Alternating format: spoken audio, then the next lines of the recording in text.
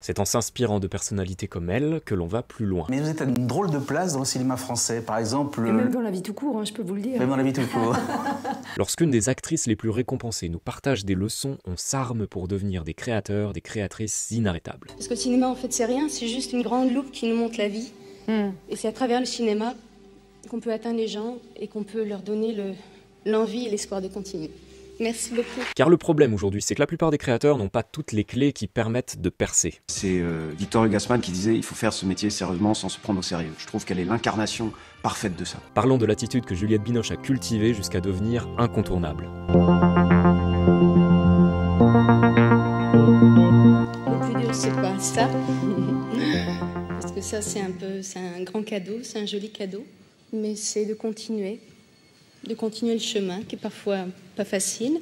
Certaines personnes ont percé rapidement, trop, mais ça s'appelle des anomalies. Mieux vaut s'inspirer de cela. J'ai commencé à faire les castings, c'était un peu dur parce que j'étais jamais choisie, mais à force d'y retourner, de travailler, ça a fini par prendre. Ceux qui ont connu le vrai parcours de créateur, car c'est celui que va connaître la plupart des gens, et c'est lui qui va faire la différence entre les créateurs inarrêtables et ceux qui se sont laissés illusionner par le tout de suite. Mais quels sont les tournants que vous pouvez aujourd'hui percevoir dans cette carrière quand vous regardez en arrière? D'avoir ramé d'abord. Je trouve que c'est important de ramer pendant un temps parce que on prend conscience des choses, on voit ce que c'est l'humilité. Si tu ne rames pas un peu, si tu perces trop rapidement, tu risques de tomber dans ce travers de la dépendance à ton public. Celui de croire qu'il y a un public qui t'attend. Seulement, c'est pas vrai. Il y a personne dans le patelin d'à côté qui se dit « Ah, vivement que le poète Tartampion arrive !» Car à croire qu'un public t'attend. Le jour où ton œuvre ne rencontre pas de succès, tu pourrais bien faire cette erreur de devenir amer, comme nous en parle ici Feu Paul Auster. Il y a beaucoup d'artistes qui sont très amers à cause de le chemin de leur carrière qui n'était pas assez glorieuse qu'ils pensaient au début. Mais je crois on n'a pas le droit de faire ça. C'est pas à nous de dire que le public a tort. Qu'est-ce que je peux faire si les gens sont hostiles et n'acceptent pas?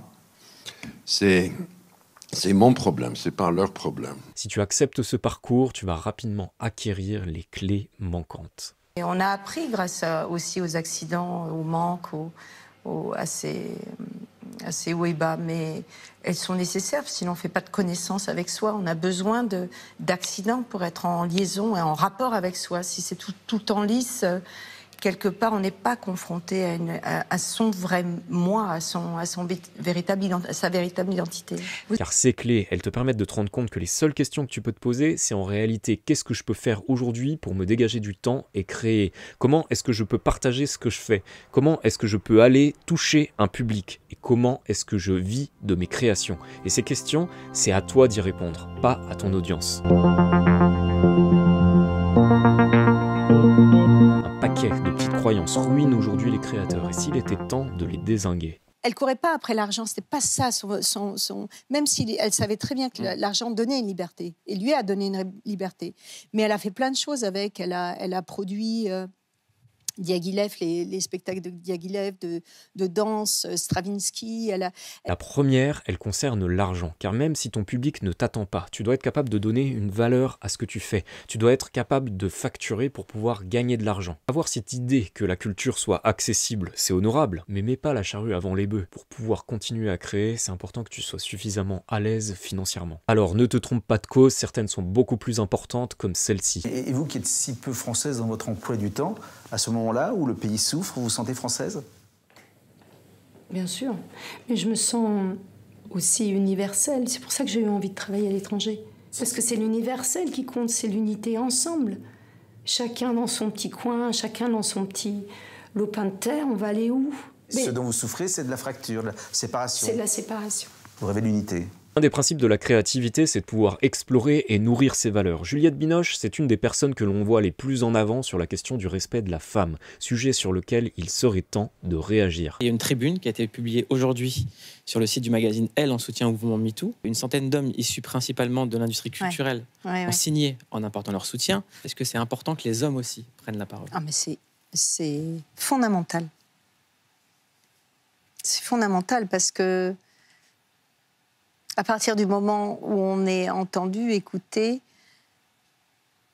d'abord on existe autrement, et que la douleur, si elle est entendue, ça fait moins mal déjà, ça fait un peu moins mal. Les hommes manquent de vigueur sur ce sujet, il serait temps de se respecter et de s'en emparer, car sans le féminin, il n'y a pas de vie, donc c'est respect inconditionnel, point barre. Ignorons ça et nos créations se retrouveront rapidement honteuses. Aux hommes, aux femmes, d'être souverains, de rejeter les comportements inacceptables pour que nos créations gardent leur dignité. Et quand vous voyez le chemin parcouru, vous vous dites c'est du travail, c'est de la chance, c'est mon talent. C'est tout à la fois? Je me dis rien parce que j'y pense pas. Moi, je pense au présent, je pense à ce que je peux faire aujourd'hui, je pense à mes enfants qui grandissent et les aider, je pense à mes parents qui ont besoin d'une présence.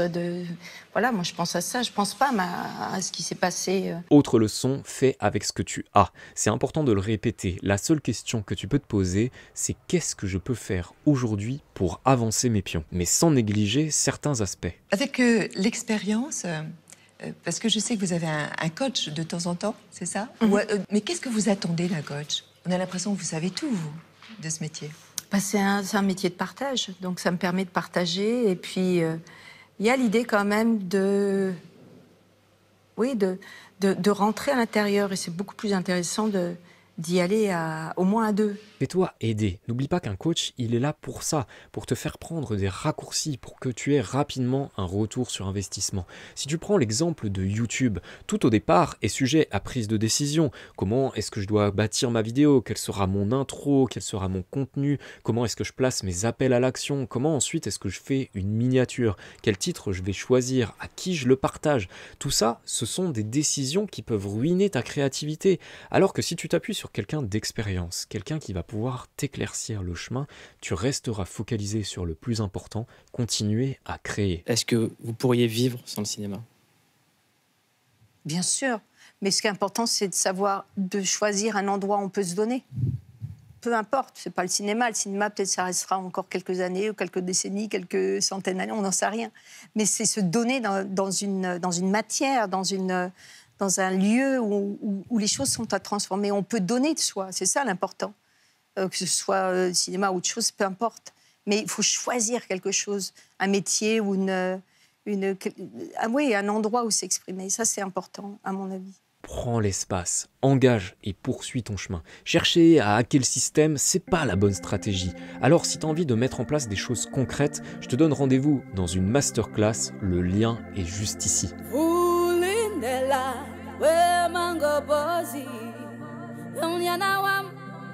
Hey, lele chana namje, bulindela.